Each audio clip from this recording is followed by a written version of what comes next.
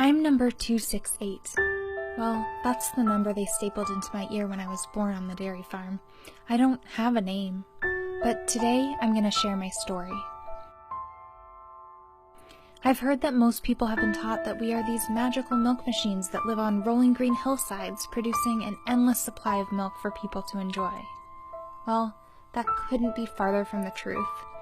I want to share with you what my life is really like, and what it takes to get my milk into your glass. Okay, let me rewind to the beginning. When I was born, I had only a few hours with my mom before a man came and dragged me away from her. She let out anguished bellows from behind the metal bars that kept her from coming after me, watching in distress as they violently yanked my newborn body away. This is the first thing I experienced in life. Apparently they do this because I'm not allowed to continue drinking my mother's milk, and instead they package it up and they sell it to you. I was dumped into a tiny, isolated pen. Since I'm not allowed to drink my own mother's milk, they fed me a milk replacement formula, but they only came to feed me twice a day. For the first few months of my life, I was hungry and desperate to suckle most of the time. I didn't have room to walk, run, or play, to make friends. I was denied virtually everything that was natural. I was standing in my own waste, and I lived like this for 6 months until I reached puberty. As soon as I became fertile, life got much worse. Just like humans and other mammals, we only produce milk for our young, so we must become pregnant before we begin lactating.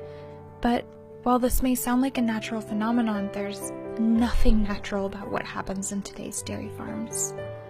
I was put into what they call a rape rack and was forcibly impregnated by a human using artificial insemination.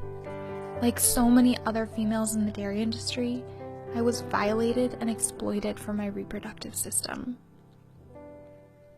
I was pregnant for 9 long months, and just like most mothers, when my baby finally came, I was overwhelmed with joy, love, and protectiveness. I cleaned him, nourished him with my milk, and we bonded immediately. His small body was snuggling against mine to keep warm in the night. He was perfect. But just as I was torn from my own mother not even a day after my birth, so was my son torn from me. Of all the pain I had endured, this was the worst. I cried out, desperate to have my baby back in my protective care, but it was no use. I knew what would happen to him. Since he was male, he would never produce milk and was of little value to the dairy industry, so he would be sent to a veal farm. There, my baby boy would be confined so tightly that he could barely move. He'd be fed an iron-deficient diet until he became severely anemic. His muscles would atrophy, and after 3 or 4 months, he'd be killed.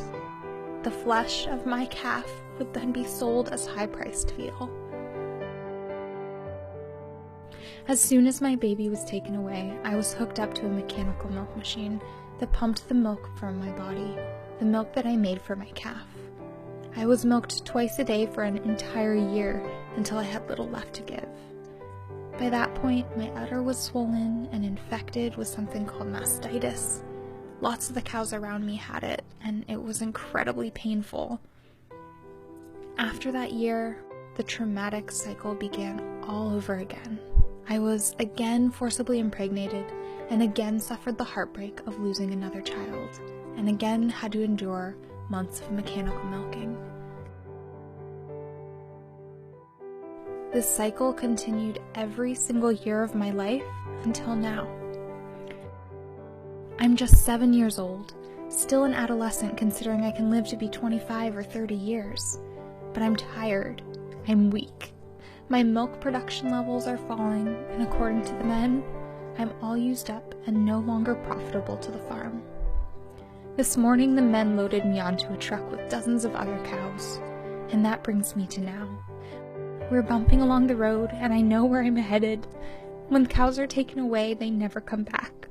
I've heard the men joking about how we'll be sent to slaughter and our bodies will be butchered for meat, most likely for hamburgers. I just want to leave you with one plea. Please, leave our milk for our babies, and stop supporting industries that exploit us from profit. If sharing my story can spare even one cow from this life of misery, maybe this won't have all been for nothing.